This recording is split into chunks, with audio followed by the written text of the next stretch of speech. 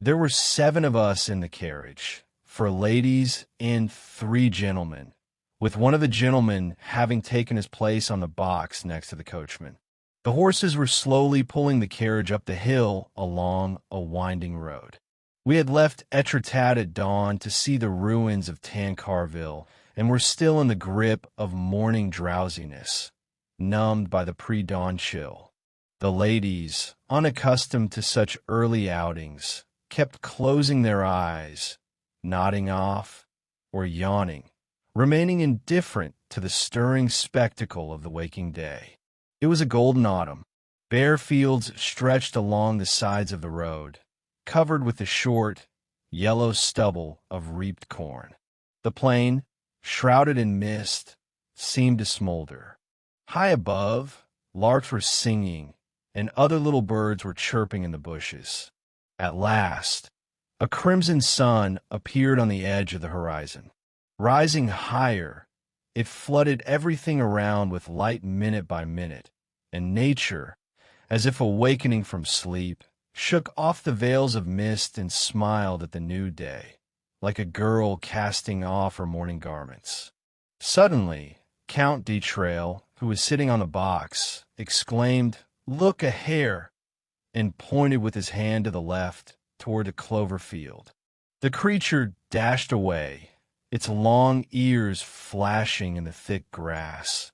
Then it crossed a plowed field, made several stops, darted to the side, paused indecisively, and finally set off at a run, bounding on its hind legs until it disappeared among the beetroot beds. All the men in the party stirred, following it with their eyes. René Lemonnoir remarked, "We are not being very gallant this morning." Then, glancing at his neighbor, the young Baron de Surennes, who was struggling with sleepiness, he added quietly, "Are you thinking of your husband, Baroness? Set your mind at rest. He will not return before Saturday. You still have a full 4 days ahead of you." She answered with a sleepy smile, "How silly you are." And, now fully awake, continued, "Now listen, do tell us something amusing. You, Monsieur Chanel, are reputed to be a man whose conquests with the fair sex even overshadow the successes of the Duc de Richelieu. Share with us some amorous adventure, whichever you choose." Léon Chanel, an elderly artist, once a handsome, cheerful man, beloved by women, stroked his long, gray beard, gave a faint smile, became thoughtful for a moment, and suddenly frowned. "This will be a sad tale, madam. I will tell you of the most pitiful love affair of my life. I would not wish any friend of mine to experience anything like it. I was 25 years old at the time, and I was engaged in what I called daubing, my wanderings with a sketchbook along the Norman coast. For me, there is nothing more beautiful than such a free life, without cares, without anxieties, without thoughts of the morrow. You go wherever your eyes lead you, following only the bidding of your heart and a thirst for new impressions. You stop, captivated by a stream, or because the aroma of fried potatoes wafts from a tavern door. Sometimes the choice is influenced by the scent of wormwood or the artless glance of a village serving girl. One should not scorn rustic love. In peasant girls, you find both soul and a passionate temper, resilient cheeks, and fresh lips. Their kiss is firm and juicy, like a wild fruit. Love is always precious, no matter whence it comes. A heart that beats faster your appearance, eyes that weep at your departure.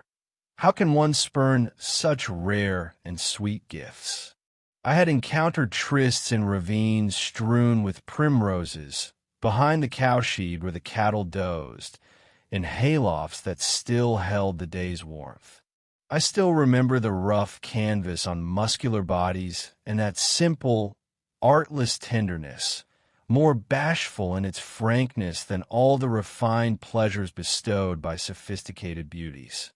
But what is most precious in these wanderings is nature itself. The forests, the sunrises, the sunsets, the moonlit nights. For an artist, this is a true marriage to the earth. You remain alone with her in this long and serene rendezvous. You lie in a meadow among daisies and poppies and, squinting in the bright light, gaze into the distance at a hamlet with a pointed bell tower where the noon chimes are striking. Or you sit by a spring bubbling from under the roots of an oak among lush, tall grasses. You get down on your knees, bend over, and drink the transparent, ice-cold water, wetting your mustache, savoring it as if kissing the very stream upon the lips. And sometimes, finding a deep pool further along the brook, you would plunge into it naked, and your whole body, from head to toe, would be enveloped by the cool and enchanting caress of the fast-flowing current. On a hilltop, you feel joy. On a pond's bank, a slight sadness. And when the sun drowns in blood-red clouds, igniting crimson reflections on the river's surface, your heart skips a beat. And in the evening, under the moon marching across the vault of heaven, strange thoughts come to mind, unthinkable in the harsh light of day. And so it was then, wandering through those same places where we were spending this summer, that towards evening I reached the little village of Bénouville, situated on a ridge between a port and Etretat. I had walked from Fécamp along the coast, a high, steep coast where the chalk cliffs plunged sharply to the sea. Since morning, I had strode along under the salty wind on the short, soft turf, level as a carpet spread at the very edge of the cliff, singing at the top of my voice, taking long strides, watching the smooth flight of a seagull tracing a white semicircle of wings against the blue sky, or the brown sail of a fishing boat on the green water. I had passed the day in serene joy. I was directed to a small farm, a sort of inn, standing amidst a Norman homestead planted with a double row of beeches. There, a peasant woman who owned it gave shelter to wayfarers. Descending from the ridge, I made my way to the tree-shelter hamlet and presented myself to Aunt Lekashire.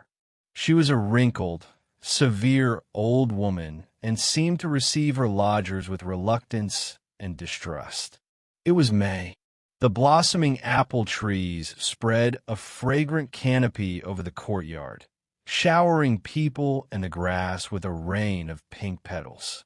I asked, "Well, Madame Lekashire, do you have a room free?"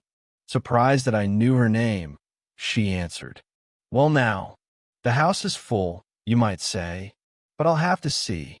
We quickly struck a bargain, and I dropped my knapsack onto the earthen floor of a rustic country room, furnished with only a bed, a couple of chairs, a table, and a washstand. The room adjoined the spacious, smoke-blackened kitchen, where the lodgers took their meals at the same table as the farmhands and the widow mistress herself. Having washed up, I went out. The old woman was frying a chicken over a huge fireplace, above which hung a kettle blackened with soot. "So, you have other lodgers?" I inquired. She answered in her grumbling tone, There's a lady staying here, an Englishwoman getting on in years. I've given her the other room. By adding 5 sous a day, I obtained the right to dine separately in the yard in fine weather. My place was set near the porch, and I set to devouring a scrawny Norman chicken, washing it down with clear cider and eating wheaten bread baked 4 days prior, but still excellent. Suddenly, the wooden gate opening onto the road swung wide, and a strange figure made its way towards the house. Gaunt and lanky, she was so tightly wrapped in a red tartan Scottish shawl that it seemed she had no arms at all, were it not for a bony hand protruding at hip level, clutching a typical tourist's white umbrella.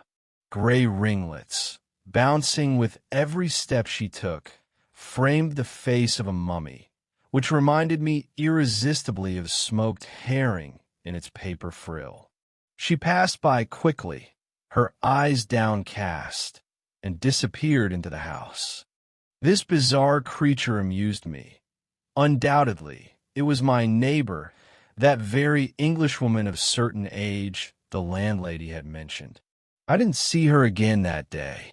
The next morning, I had just settled down to paint in the picturesque valley leading to Etretat when, raising my eyes, I noticed something strange on the crest of a hill, a sort of flagpole. It was she. Upon noticing me, she immediately vanished.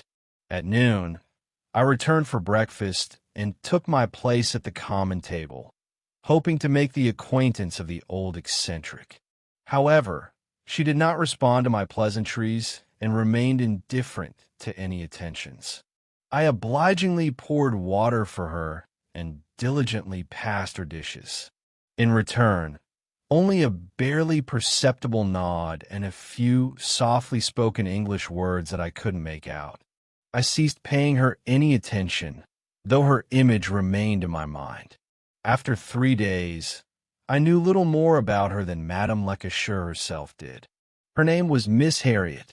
She was seeking a secluded village for a summer retreat, and had settled in Bénouville a month and a half ago, clearly intending to stay for a long time. At the table, she never spoke, ate quickly, and remained absorbed in reading moralizing Protestant pamphlets. She distributed these pamphlets to anyone she could. Even the local curé had received 4 copies from her, delivered to him by a village urchin for 2 sous. At times, she would abruptly announce to our landlady, for no apparent reason, "I love the Lord more than all. I admire him in all his creations. I adore him in all his nature. I keep him in my heart." And she would immediately hand over another pamphlet to the perplexed peasant woman, designed to convert the entire world to the true faith. The village regarded her with dislike. After the schoolteacher declared, "She is an atheist," a shadow of suspicion fell upon her. The curé, assuaging Madame Lecoucheur's doubts, remarked, "She is indeed a heretic, but the Lord does not wish the death of a sinner, and besides, in my opinion, she is a woman of impeccable morals." The words atheist and heretic, whose precise meaning remained vague, agitated the minds of the villagers. Moreover, rumors circulated that the Englishwoman was very wealthy and that she wandered the globe because she had been cast out from her home. And for what reason was she cast out? For ungodliness, of course. In reality, she was a fervent adherent of her beliefs, a stubborn Puritan of the kind England produces in abundance. One of those harmless yet insufferable old maids found at every European table d'hôte, who spoil Italy, poison Switzerland, and render the charms of Mediterranean cities unbearable, carrying with them everywhere their whims, the manners of preserved vestals, unimaginable outfits, and a peculiar smell of rubber, as if these Englishwomen were stored in rubber cases overnight. Whenever I spotted one such in a hotel, I would hasten to retreat, like a bird catching sight of a scarecrow. Yet this one struck me as so unusual that she even captured my interest. Madame Lecoucher harbored an instinctive aversion to everything non-peasant, and thus her narrow mind found the old maid's enthusiasm detestable. She invented a nickname for the Englishwoman, clearly derogatory, emerging from who knows where, born of some vague cerebral process. She would say, "A regular she-devil," and this epithet, applied to such a moral and sentimental creature, amused me beyond words. I myself took to calling her nothing but she-devil, finding amusement in uttering the word at the sight of her. So, how is our she-devil faring? I would ask Aunt Lekashur, and the peasant woman would reply with indignation. You wouldn't believe it, sir. She picked up a toad. Its paw was crushed, you see, carried it to her room, put it in the wash basin, and bandaged it as if it were a person. Isn't that a sin? Another time, walking beneath the cliffs, she bought a large, freshly caught fish and immediately threw it back into the sea. The fisherman, though paid handsomely, showered her with curses, furious as if she had stolen the money right from his pocket. Yes, undoubtedly, Miss Harriet was a she-devil. Aunt Lekashur had christened her brilliantly. The stableman, named Sapper, who had served in Africa in his youth, was of a different opinion. He would say, squinting slyly, plain as day, she was a lively piece in her time. Oh, if only the poor spinster could have heard him. The maid Celeste served her reluctantly, for reasons unclear, probably simply because she was a foreigner of a different breed, a different faith, who spoke another language. In a word, a she-devil. She would wander the surroundings all day long, seeking out and praising God in his creations. Once I saw her on her knees in a prayerful pose amidst the bushes. Noticing a flash of red in the foliage, I parted the branches, and Miss Harriet sprang up, embarrassed at being taken by surprise, fixing me with frightened eyes, exactly like an owl caught in broad daylight. It sometimes happened that while I was working amongst the cliffs, she would suddenly appear on a rocky crest like a telegraph pole. She would gaze hungrily at the expanse of the sea, gilded by the sun, and at the breadth of the heavens, flushed with fire. At times I saw her striding briskly through the valley with the springy step of an Englishwoman, and I would hurry to catch up with her, not knowing why myself, obeying only a desire to see her face, the face of a fanatic, thin, reserved, illuminated by a profound inner joy. I often encountered her near some farm as well, sitting in the shade of an apple tree on the grass, with an open book, her gaze fixed on the distance.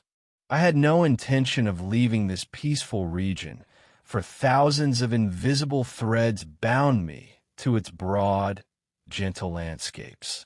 I felt content on this obscure farm, far from everything and close to the earth, that beneficent, lush, beautiful, green earth which would one day receive our bodies. I confess, perhaps a measure of curiosity also kept me at Aunt Lekashur's. I wanted to understand the peculiar Miss Harriet better and to comprehend what transpired in the lonely soul of this elderly, wandering Englishwoman. Our rapprochement occurred rather unusually. I had just finished a study, quite bold in my opinion, and indeed truly bold. 15 years later, it was sold for 10,000 francs. It was as simple as 2 plus 2 and outside all academic rules. The right side of the canvas depicted a cliff, immense, covered with growths and rusty, yellow, red seaweed, bathed in sunlight as if in oil. The light source was hidden behind my back, and its rays fell upon the rock like molten gold. It was splendidly done. The foreground was so vivid, fiery. Oh, monsieur, you understand nature so deeply. I confess, I blushed. Even praise from a queen could not have moved me more. I was disarmed, conquered, vanquished. Upon my word, I felt like kissing her. At the table, I sat beside her as usual. For the first time, she spoke aloud, continuing her thought. Oh, I so love nature. I serve her bread, water, wine. Now she accepted my attentions with the sparse smile of a mummy, and I started a conversation about landscapes. After the meal, we went out into the yard together and began to stroll. Then a magnificent sunset, blazing over the sea, caught my attention. I opened the gate leading to the ridge, and we set off together, rejoicing in our mutual understanding. The evening was warm and gentle, one of those blessed evenings that bring delight to both body and soul. Everything around was full of charm and joy. The air, imbued with the scents of herbs and seaweed, caressed the sense of smell, while the sea's freshness pleased the taste, and the mind sank into an irresistible peace. We walked along the edge of the cliff, with the boundless sea rolling its waves 100 meters below us. With open mouths and expanded chests, we drank in the fresh breath of the ocean, salty from countless kisses of the sea waters, and felt its lingering caress on our skin. Wrapped in her tartan shawl, her teeth showing, the Englishwoman watched with rapture as the great luminary dipped toward the water. Far away, on the rim of the horizon, against the flaming sky, the silhouette of a three-masted ship with full sails was outlined, and a little closer, a steamer moved along, leaving an endless trail of smoke behind it. The crimson sphere sank slowly lower and lower. Now it touched the water just behind the motionless ship, which appeared within a ring of fire in the very heart of the incandescent star. The sun sank, devoured by the ocean. One could watch it recede, shrink, vanish. It was over. Only the silhouette of the little vessel still traced itself against the gilded background of the sky. Miss Harriet followed the blazing sunset with a passionate gaze. And, without a doubt, she felt an uncontrollable desire to embrace the sky, the sea, all this expanse. She murmured, "Oh, I love, I love, I love." I noticed tears in her eyes. She continued, "I should like to be a little bird and fly away into the heavens." She stood motionless, like a post, just as I had often seen her on the cliff, all crimson in her scarlet shawl. I felt a desire to sketch her in my album. It was a veritable parody of ecstasy. I turned away so as not to laugh. Then I began talking to her about painting as I would to a fellow artist, using technical terms, pointing out contrasts of tone and brilliance of color. She listened attentively and with comprehension, trying to guess the meaning of unfamiliar words and grasp my ideas. From time to time, she would exclaim, "Oh, I understand. I understand. This is most interesting to me." We returned to the farm. The next morning, upon seeing me, she hurried over to greet me, and so we became true friends. She was a delightful creature, with a soul that seemed to leap into ecstasy as if on springs. She lacked balance, like all women who have preserved their maidenhood until the age of 50. It seemed she had been preserved in a kind of soured innocence, yet her heart had retained its youthful ardor. She loved nature and animals with a rapturous love, steeped like an old wine in all the sensuality she had failed to bestow upon a man. I saw with my own eyes how she became agitated at the sight of a nursing bitch, a mare galloping in a meadow with her foal, or a nest of top-heavy fledglings chirping with wide-open beaks. Poor, lonely beings, wandering and sorrowful guests of table d'hôtes, ridiculous and pitiable. I've loved you ever since I knew her. Soon I noticed that she wished to speak to me about something, but dared not, and her timidity amused me. When I went out in the morning with my paint box on my back, she would accompany me in silence as far as the village outskirts, visibly agitated, not knowing how to begin. Then she would suddenly turn back and hurry away with her peculiar bouncing step. But one day, she finally plucked up courage. "I should like to see how you paint a picture. Would you permit it? I'm most curious to see." As she said this, she blushed as if she had uttered something exceedingly bold. I took her with me to the gorge of the Petit Val, where I had begun a new study. She stood behind me, following every movement of my brush with concentrated attention. Then suddenly, fearing perhaps that she was disturbing me, she said, "Thank you," and departed. But soon she grew accustomed to accompanying me and did so daily with evident pleasure. She carried a folding stool under her arm, refusing to let me carry it, and would seat herself near me. There she would remain for hours, silently watching the slightest motion of my brush. When I achieved an unexpected and successful effect with a bold stroke of the palette knife, a brief "oh" would escape her, full of astonishment, delight, and approval. She held my canvases in a kind of tender reverence, an almost devotional reverence for this recreation by human hands of a particle of God's creation. In her eyes, my studies were akin to religious pictures. At times she would speak to me of God, hoping to set me upon the right path. And what a strange personality her Lord possessed, a sort of rural philosopher, not without intelligence or power, yet perpetually weighed down by the iniquities committed before his very eyes, as if he were powerless to prevent them. Nevertheless, she was on excellent terms with him. He apparently confided his secrets and grievances to her. She would say, "The Lord wills it," or "The Lord does not will it," precisely like a sergeant informing a recruit that the colonel has ordered it so. She sincerely lamented my ignorance of the divine plan and tried to enlighten me.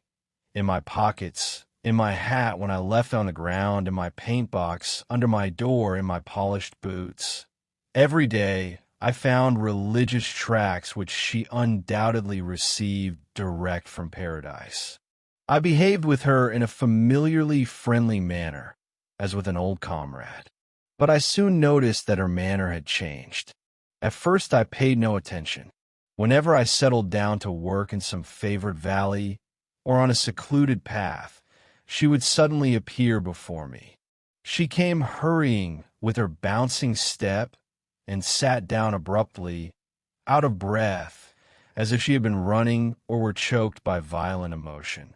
Her face would flush deeply, with that English redness peculiar to her nation.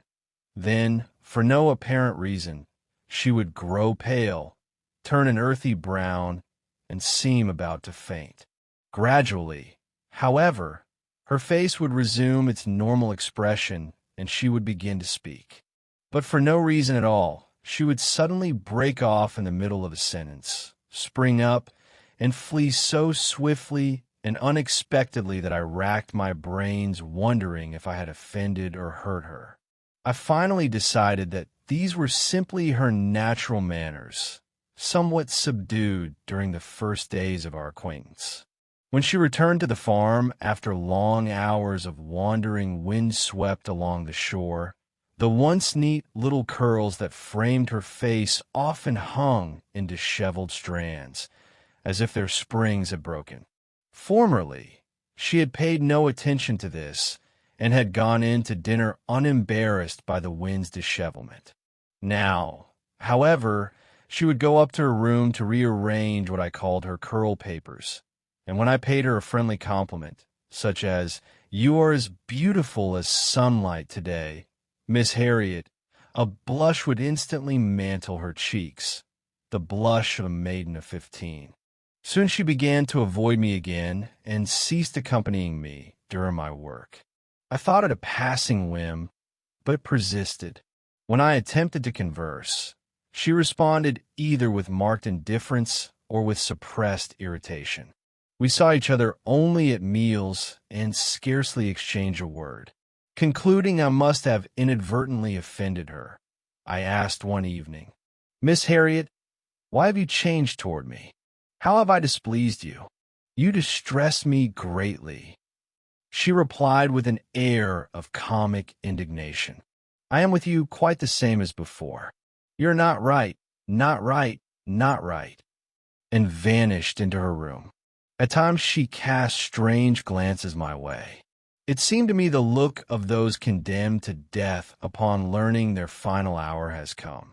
Her eyes held a madness, mystical, passionate, something more, a feverish, desperate longing, unquenchable and powerless, for something unattained and unattainable. I fancied her heart was desperately defending itself against an unknown force, striving to subdue it, as if a struggle raged within her, or perhaps something else. Who knows? Who knows? This discovery stunned me. Meanwhile, I was working on a painting of the following subject. A deep hollow, nestled between two wooded slopes, vanished into a milky mist that swirled among the hills in the morning hours. In the distance, through the thick haze, the outlines of a lover's couple, a youth and a maiden, could be discerned. They walked embraced, pressed close, she lifting her face to his, he bending toward her, their lips united. The first sunbeam, piercing through the branches, shot through the pre-dawn gloom, illuminating it with a rosy glow behind the rustic lovers, and their vague shadows moved in the silvery light. It was turning out well, truly quite well. I was working on the slope leading to the little valley of Etretat. Fortunately, that morning the very mist I needed hung over the valley. Suddenly a shadow fell before me. It was Miss Harriet. Seeing me, she started to flee, but I called out, "Come here, mademoiselle. I have prepared a surprise for you." She approached slowly. I handed her the sketch. She gazed at it in silence for a long, long time, motionless, and suddenly burst into sobs.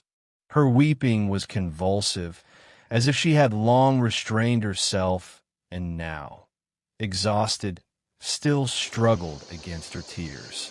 I sprang up, moved by this incomprehensible grief, and seized her hands in an impulse of sympathy, with that impulsiveness characteristic of us French, who act first and think afterward. For a few moments she did not withdraw her hands, and I felt them tremble in my palms, as if all her nerves were convulsed. Then she snatched them away abruptly. I recognized that tremor. Having felt it before, mistake was impossible. Oh, the shudder of a woman in love, whether she be 15 or 50, a simple peasant or a lady of society, always pierces me to the heart, and I recognize it unmistakably. Her whole pitiful being shuddered, trembled, succumbed. I understood. She departed, and I stood there utterly confounded, astonished as if I had witnessed a miracle, and burdened as if I had committed a crime. I did not go to breakfast. I went wandering along the shore, uncertain whether to laugh or cry, finding this adventure both comical and sad, feeling ridiculous myself and conscious that she was profoundly unhappy. I didn't know what to do. Having decided that the only option was to leave, I resolved upon it immediately. I wandered about until noon and returned to dinner somewhat dejected. Everyone was seated at the table as usual. Miss Harriet was there, eating in silence without raising her eyes or speaking to anyone. Yet no change was perceptible in her face or manner. After the meal, I addressed the landlady. "Well, Madame Lecoucheur, I shall soon have to bid you farewell." The old woman, surprised and distressed, began to lament in her drawling voice. "Whatever has put this into your head, my dear sir? Leaving us, and I had grown so accustomed to you." I glanced furtively at Miss Harriet. Her face did not flinch, but the servant Celeste raised her eyes to me. She was a strapping girl of about 18, red-cheeked, robust, strong as a horse, and unusually neat. I had occasionally kissed her in dark corners, merely from the habit of a frequenter of roadside inns, nothing more. With that, The dinner concluded. I went out under the apple trees to smoke my pipe and began pacing the courtyard. All my morning thoughts, the startling revelation of her passionate and absurd love, the memories evoked by this realization, captivating and burning, along with the servant girl's gaze fixed upon me at the news of my departure, all this became entangled, and I felt within my body a fervent restlessness, an itching for kisses on my lips and in my blood, that inexplicable something which drives one to follies.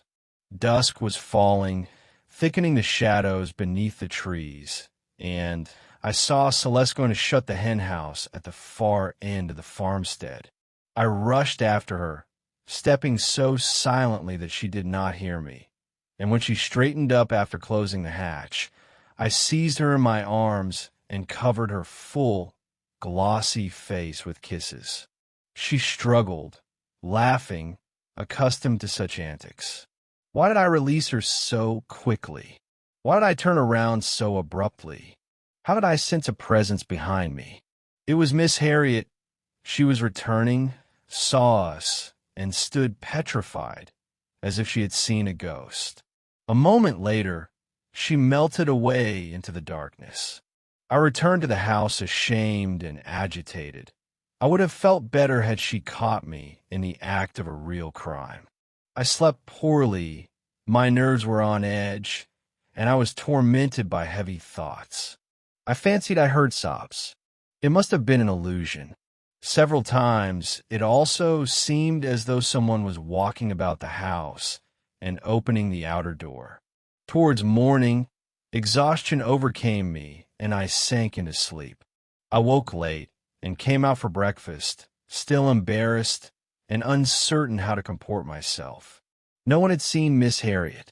We waited for her, but she did not appear. Aunt Lecassure went to her room. The Englishwoman was not there. Probably, as was her custom, she had gone at dawn to witness the sunrise. No one was surprised, and we all silently began to eat. The day turned out sultry, very sultry, one of those oppressive days when not a leaf stirs. The table was brought out into the yard, under an apple tree, and Sapper repeatedly went down to the cellar for cider, for everyone drank incessantly. Celeste brought the dishes from the kitchen, a mutton stew with potatoes, a braised rabbit, and salad. Then she brought a plate of the first cherries of the season. Wishing to wash and refresh them, I asked the servant to fetch some cold water from the well. A few minutes later, she returned and announced that the well was dry. She had unwound the rope to its end. The bucket had touched the bottom and come up empty. Aunt Lecassure went to see for herself, and, upon returning, declared that something indistinct was visible down there. Probably a neighbor had maliciously thrown straw into it, she supposed. I, too, decided to look, hoping to see better, and leaned over the opening. A white object was faintly discernible. But what was it? It occurred to me to lower a lantern. The yellow flame danced on the stone walls, gradually descending into the depths. All four of us, for Sapper and Celeste had promptly joined us, were leaning over the well. The lantern came to rest over an indistinct mass, white and black, strange, inexplicable. Sapper exclaimed, "Why, it's a horse. I can see a hoof. It must have strayed from the meadow at night and fallen in here." But suddenly I shuddered violently.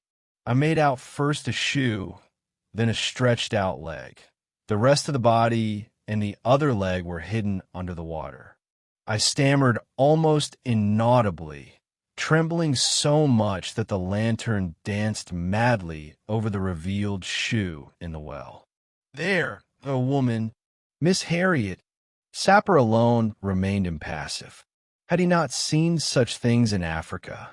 Aunt Lecassure and Celeste uttered piercing shrieks and took to their heels. The deceased had to be recovered. I securely fastened the stableman by his belt and began slowly lowering him using the windlass, watching him descend into the darkness. He held the lantern and another rope. Soon his voice, as if from the bowels of the earth, reached us. "Stop!" And I saw him fishing something out of the water, the second leg. He tied them together and shouted again, "Pull!"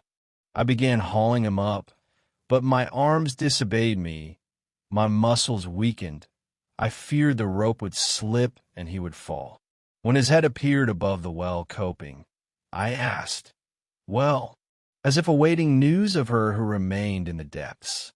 We climbed onto the stone ledge and, standing opposite each other, bent over the opening, began raising the body. Aunt Lekashur and Celeste watched us from afar, from around the corner of the house. Upon seeing the drowned woman's black shoes and white stockings, they vanished. Sapper seized the ankles, and she, the unfortunate and chaste maiden, was extracted in the most indecent posture. Her face was dreadful, blackened, scratched, and her long gray hair, completely disheveled, forever uncurled, hung in dirty, wet strands. Sapper uttered with contempt, "Well, she's a goner, damn it." We carried the deceased to her room, and, as the women did not appear, I, together with the stableman, attended to preparing her. I washed her pitiful, distorted face. Under my fingers, one eye opened slightly and stared at me with the dull, cold, terrible gaze of the dead, looking from the beyond.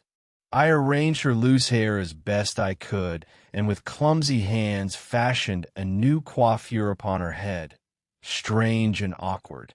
Then I removed her soaked garments, feeling ashamed, feeling myself a violator, bared her breast and shoulders and long arms, thin as sticks.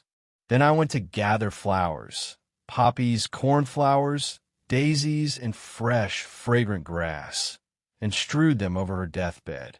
Subsequently, I had to undertake all the formalities, for I remained alone with her. In a letter found in her pocket, written just before her end, she requested to be buried in the village where she had spent her final days.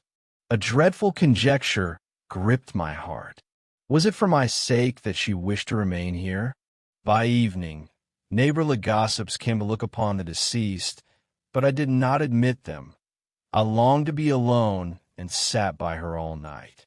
By candlelight, I gazed upon her, the unfortunate one, a stranger to all, who had died so far from her homeland and so pitifully. Did she have friends, family somewhere? What had her childhood been like, her life?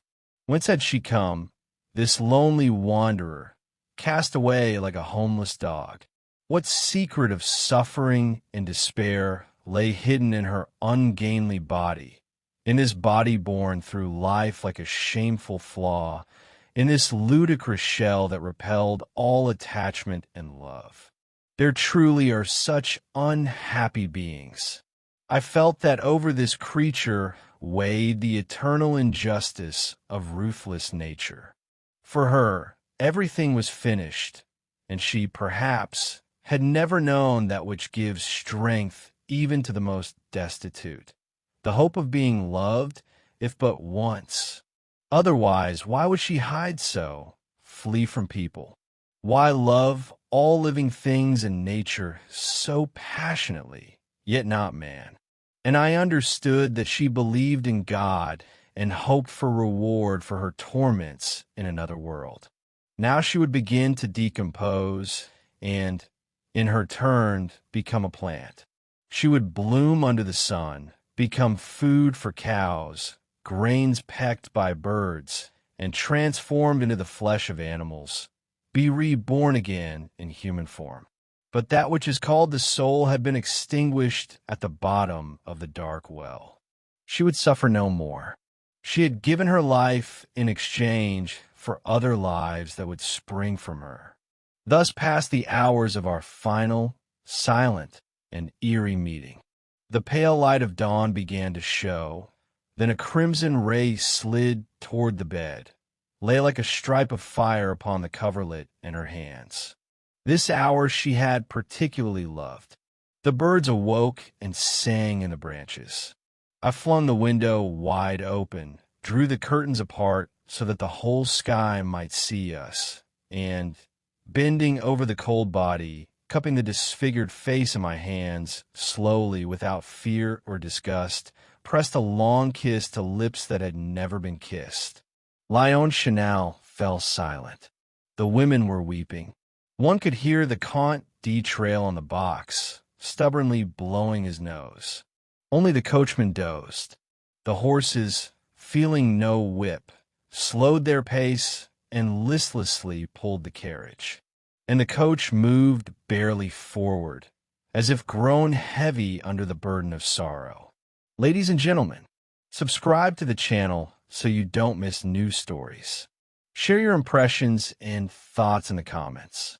I will be delighted to chat with you.